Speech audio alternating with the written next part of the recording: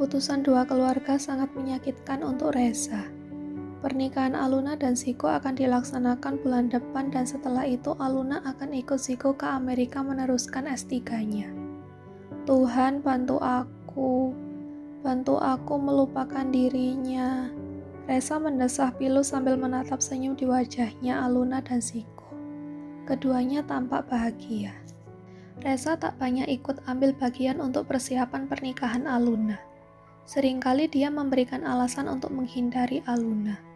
"Kok kamu di sini, Reza?" tanya Bunda Davina. "Bukankah di rumah Pak Gibran sedang sibuk?" "Males, Bunda, lagi pula aku kesini sekalian mengantarkan makanan untuk anak-anak dari Kak Gaisan dan juga uang untuk panti." Keluarga mereka memang keluarga baik. Terutama Gaisan, dia sangat mirip dengan ibunya. Baik dan tidak sombong. Bunda Davina menatap wajah lesu Reza. Reza terlihat kurang semangat. Bunda Davina tahu apa yang menyebabkan keceriaan Reza sirna. Hanya pada Bunda Davina lah Reza berani bercerita semuanya. Tak baik terlalu memupuk kesedihan di dalam hati. Lepaskan jika dia memang bukan ditakdirkan untukmu, Reza. Tapi Bunda, mengapa rasanya hati ini sulit sekali untuk rela? Aku sudah lama mencintainya. Waktu yang akan menyembuhkan lukamu, Nak. Jika ada seseorang yang membuat hatimu terluka, maka berdoalah agar Allah segera mengirim wanita yang akan menyembuhkannya. Bagaimana aku bisa menemukan wanita itu jika hatiku ada yang mendiaminya? Bagiku wanita lain hanya terlihat seperti ondel-ondel semua. Belajarlah untuk ikhlas. Jika dia bahagia dengan orang lain, maka tak ada salahnya untuk melepaskan. Kelak kau akan tahu hakikatnya mencintai adalah bahagia saat melihatnya bahagia. Reza hanya diam, malas untuk berkomentar. Tak ada satupun orang yang mengerti betapa sakitnya hati yang dipaksa untuk melepaskan dengan ikhlas. Sungguh sakit. Hari pernikahan Aluna semakin dekat. Pikiran Reza semakin berkecambuk. Sakitnya akan kehilangan semakin menyeruak dalam dada. Tapi mulutnya tetap bungkam. Hanya berteman sepi dia meratapi luka hatinya. Reza menatap Aluna yang melewati pintu kamarnya. Air mata Reza spontan mengembun. "Kak," Aluna mengangkat wajahnya menatap Reza. Wajah Reza terlihat lebih layu dengan mata sedikit sembab. "Kak, kau habis menangis." "Ya, aku menangisimu. Menangisi perasaan yang harus selalu kupendam. Menangisi ketidakberdayaanku." "Kak," tanya Aluna seakan meminta penjelasan dari ucapan Reza. "Aku mencintaimu, Aluna." Dek. Aluna terdiam. "Maaf jika aku terlalu lancang. Aku tak mampu membendung rasa ini. Maaf." Reza menarik napas panjang untuk mengurangi sesak di dadanya. "Kenapa kau tak pernah peka atas perhatianku padamu, Aluna? Kenapa kau tak bisa mengerti akan perasaanku padamu?" "Kak Reza, kehilanganmu sungguh berat untukku, tapi tak perlu kau khawatirkan aku. Aku bisa bertahan walau sakit. Aku masih mampu berjalan walau merangkak. Aku doakan semoga dirimu bahagia bersama lelaki pilihan papa dan pilihanmu. Lelaki yang lebih baik daripada diriku. Lelaki yang lebih jelas asal-usulnya." "Kak Reza," Aluna menggeleng. "Tapi satu hal yang pasti, cintaku padamu tak akan mati, walau jiwa dan raga ini hancur lebur dipukul oleh rasa kehilangan." Aluna bisa melihat dengan jelas dua bulir air mata Reza luruh. Diam-diam air mata Aluna ikut luruh. Ingin sekali Reza mengusap air mata Aluna dengan jemarinya. "Kak, kenapa kau bodoh sekali? Kenapa kau baru bilang sekarang? Selama ini kau menyiksaku. Hatiku sampai patah berderai mengharapkanmu di tiap detikku. Kau bodoh sekali, Reza Davin." "Aluna, ya, dengan bodohnya aku mencintai lelaki sepertimu." "Cinta?" Suara Reza bergetar. Tubuhnya langsung lemas mendengar ucapan Aluna. "Aku mencintaimu, Reza Davin. Aku selalu menunggu dan bertahan hingga datangnya gelap. Kau tak bisa menangkap sinyal cinta dariku. Tiap malam aku sengaja menunggumu di dapur. Berharap engkau ingin makan mie, agar aku bisa memasakkannya untukmu dan setelahnya aku bisa menatap wajahmu yang sedang fokus makan. Aluna, kakak, mengapa kau tak bisa menjadikan cintaku sempurna? Mengapa kau begitu pengecut? Tanya Aluna dengan derai air mata. Aluna, jika kita berada dalam satu cinta, ayo kita kabur sekarang. Reza menarik tangan Aluna.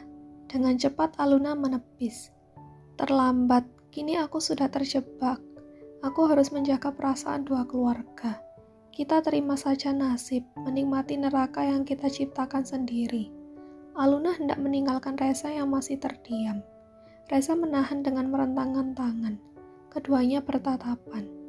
Stay with me please, lirih Reza penuh harap. I can't, sorry. Aluna berlalu pergi.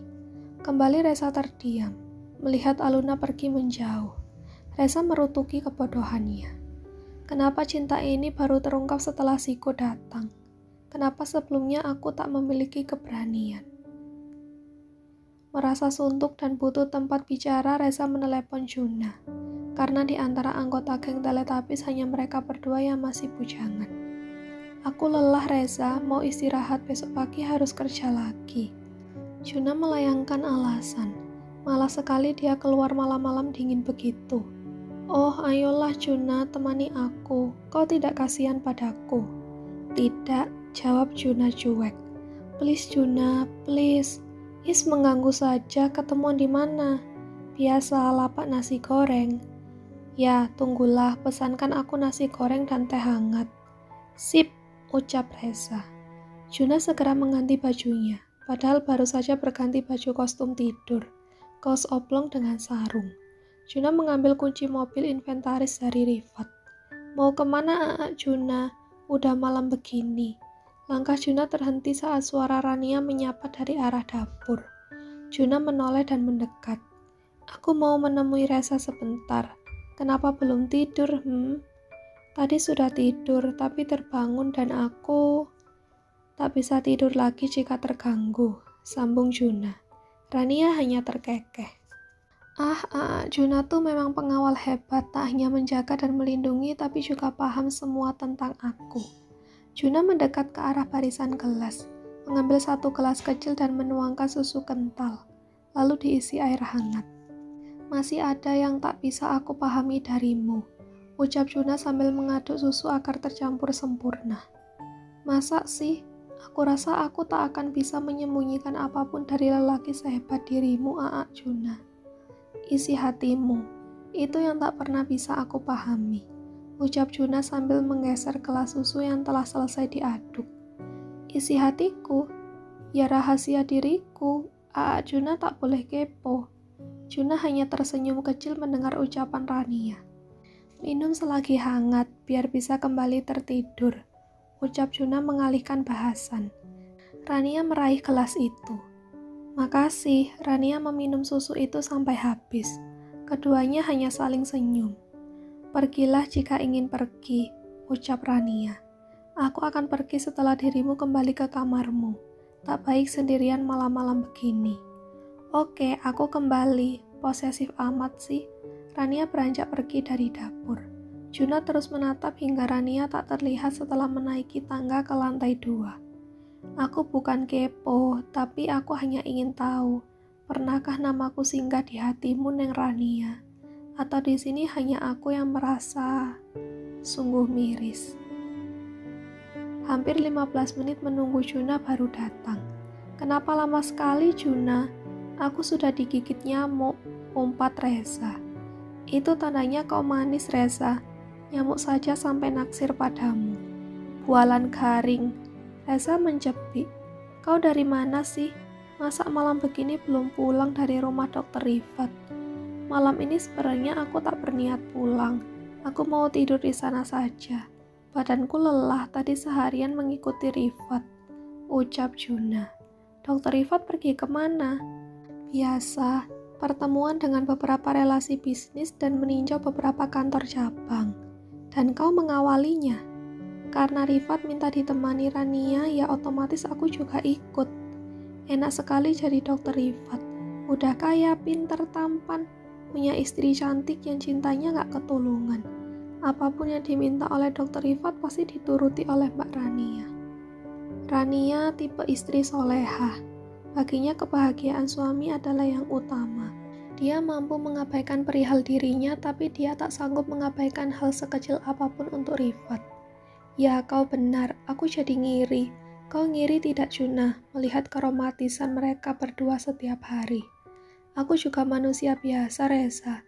Munafik jika aku berkata aku tidak iri pada kebahagiaan mereka berdua. Tapi inilah takdirku, mau gimana lagi? Junah mengedikkan bahu. Pasrahkan saja. Akan ada obat dalam setiap luka, hanya tinggal menunggu waktu kapan obat itu akan datang. Hei, sepertinya kau terluka melihat mereka berdua. Kau menyembunyikan sesuatu dariku, Junah. Jangan ngarang sembarangan, Reza, ucap Junah bergilah. Aku hanya bicara tentang luka hatiku sendiri. Luka yang sengaja aku buat dengan penuh cinta. Alis Reza mengerut tanpa berpikir keras. Bahasa Junah terlalu tinggi. Apa maksudnya, Junah? Luka yang sengaja kau buat dengan penuh cinta. Mencintai seseorang dengan begitu sangat. Walaupun sudah tahu cinta itu telah memilih tambatan hati yang lain. Tapi aku tetap saja cinta. Bolehlah jika diriku dibilang ngeyel. Hahaha, aku mengerti sekarang, Junah. Lebih tepatnya meminum racun yang dibuat sendiri. Hahaha, sepertinya aku juga termasuk yang begitu. Kau kenapa lagi, Reza? Katanya kau sudah ikhlas Aluna bersama Ziko. Aku salah, Junah. Ternyata diriku sepertimu. Tampak kuat di luar saja, tapi hatiku selembut salju. Reza itu ucapan atau narsis? Mulutku berkata ikhlas, tapi hatiku tetap tak bisa. Memang sulit, Reza. Mata bisa melupakannya, tapi hati tak bisa lupa begitu saja, ucap Junah. Kau benar, dan seperti dirimu, aku pun menikmati luka ini. Aku ngeyel juga. Hahaha, kita sama.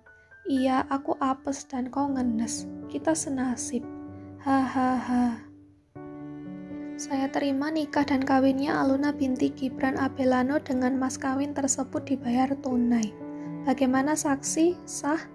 Sah, ucap semua tamu dan keluarga serempak. Junah menepuk bahu Reza untuk memberikan kekuatan. Di sana hanya Rezalah yang tak bisa tersenyum dan bicara. Hatinya remuk redam menahan perih melihat senyum kebahagiaan keluarga Abellano dan keluarga Ziko. Bahkan Aluna pun tampak tersenyum bahagia. Apa dia berbohong padaku tentang cintanya? Apa dia hanya ingin membuatku sedikit bahagia dengan pernyataan cintanya? Jika benar dia cinta padaku, kenapa dia tampak sebahagia itu? Reza mendesah lesu. Sejak tadi pagi dia tak bertemu tatap dengan Aluna. Reza sengaja menghindar. Dia ingin membiasakan diri dan hati untuk menerima takdir yang telah digariskan untuknya. Diam-diam Reza pergi keluar rumah. Tak ingin dia melihat Ziko dan Aluna pergi berdua ke hotel untuk bulan madu. Sedangkan resepsi akan diadakan 3 hari lagi di hotel mewah. Sesekali Aluna mengedarkan tatapannya mencari-cari sosok Reza. Aluna terus mencari sambil menyapa para keluarga yang mengucapkan selamat. Dirimu mencari siapa, Aluna? Tanya Ziko dengan suara pelan melihat Aluna yang terlihat gelisah. Ah, cuma mencari teman SMA. Katanya mau datang. Aluna berkilah. Teman perempuan atau lelaki? Aluna menatap mata Ziko. Dari tatapannya terlihat jelas mata Ziko mengisyaratkan kecurigaan. Perempuan, ucap Aluna dengan senyuman. Resepsi berjalan lancar. Beberapa tamu sudah menyumbangkan lagu untuk hiburan. Kasihan sekali kau, Reza, ucap Junah tanpa melirik saat Ziko dan Aluna bernyanyi bersama. Hening. Reza, hening. Junah menoleh ke kanannya. Zong. Kemana dia? Junah dengan cepat mencari Rifat dan yang lainnya. Heru, kau lihat Reza. Reza, Heru yang sedang bicara masalah kafe dengan Ervan tampak bingung. Bukankah bersamamu tadi? Ah, dia menghilang. Junah berucap dengan panik. Heru, Ervan, dan Junah berkeliaran mencari ke seluruh sudut rumah itu. Karena tak berhasil, Junah terpaksa bertanya pada Rifat yang sedang mengobrol dengan Kaisan dan Robi. Junah menarik Rifat sedikit menjauh. Reza hilang, bisik Junah pada Rifat dengan sangat pelan, tak mau keluarga Abellano menjadi panik. Rifat melotot pada Junah. Kenapa orang sebesar itu bisa hilang dari pengawasanmu, Juna? Rifat berdecak kesal. Dia sedang patah hati, kalau dia nekat gimana? Lacak saja nomornya, Juna, saran Heru. Aku khawatir dia bunuh diri. Ervan hanya meringis mendengar ucapan Heru. Juna segera melacak nomor Reza. Kepala keempat pria itu menempel menatap satu layar handphone. Keempatnya saling melotot. Diskotik? Diskotik? Cepat susul dia, ini sangat berbahaya, ucap Rifat panik. Bawa dia ke rumahmu, Juna. Dia butuh ketenangan dan ingat jangan sampai keluarga Abelano tahu masalah ini. Aku titip ember ya, antarkan dia pulang, ucap Heru dan diangguki oleh Rifat. Juna, Heru, dan Ervan segera pergi. Sedangkan Rifat kembali mengobrol dengan Kaisan. Ada apa, Rifat? Apa ada pasien darurat? Tanya Kaisan yang tadi habis dipanggil Hasna. Ya begitulah, maklum dokter harus siap setiap saat. Rifat masih memasang wajah normal menyembunyikan kecemasannya pada Reza. Oh ya, Reza pergi ikut Juna dan Ervan barusan. Dia menyuruhku untuk mengucapkan pamitnya padamu. Reza menyuruhmu? Aneh, tak biasanya dia pergi tanpa izin dariku. Dia sudah dewasa, Kak. Biarkan dia menikmati masa bujangannya. Ya, aku mengerti, tapi aku lebih khawatir jika dia ketularan Juna. Abai pada wanita. Semoga saja tidak. Juna bukan abai, dia hanya sulit melupakan masa lalunya, jawab Rifat. Ketika pria dewasa itu telah berdiri di depan sebuah diskotik kelas atas. Diskotik yang menyediakan berbagai minuman memabukkan dan wanita nakal kualitas super dengan harga selangit. Ayo Juna, kau duluan. Ervan mendorong-dorong Juna. Aku tak berani, aku belum pernah masuk ke tempat yang begini, ucap Juna. Kau saja Heru, Juna mendorong Heru. Aku bisa tak dapat jatah 2 bulan dari ember jika ketahuan masuk sini. Heru beringsut berdiri di belakang Juna. Kau saja Ervan, nanti aku dicoret dari kakak oleh ibuku. Ervan pun menolak. Kita masuk saja bertiga, oke, biar adil. Ide bagus, tapi aku paling belakang, ucap Juna buru-buru. Ketiganya kembali saling dorong. Kita sweet saja, oke? Heru dan Ervan mengangguk keras tanda setuju. Gunting batu kertas. Ah sial, Juna mengusap wajahnya gusar. Emak apa, maafkan Juna. Ya Allah ampuni hamba. Bismillah, ucap Juna sebelum melangkah. Dengan gaya seperti seorang pengusaha kaya, Juna masuk ke diskotik itu. Heru dan Ervan berjalan mengiringi seperti pengawal. Gayamu Juna, wak wak wak. Musik keras memekakkan telinga. Para wanita berpakaian minim tampak menghampiri menyambut tamu yang baru datang. Para wanita itu berebut untuk mendekati Juna yang terus melangkah masuk tak menghiraukan mereka. Bahkan melirik pun enggak. Ketiganya terus masuk dan menatap seluruh penjuru diskotik. Bang butuh teman, sapa seorang wanita berparas sangat cantik dan berbodi aduhai, mungkin dialah primadona di tempat itu. Juna menatap dengan tatapan tajam meneliti. Si wanita merasa tatapan Juna sangat menggoda walau tajam.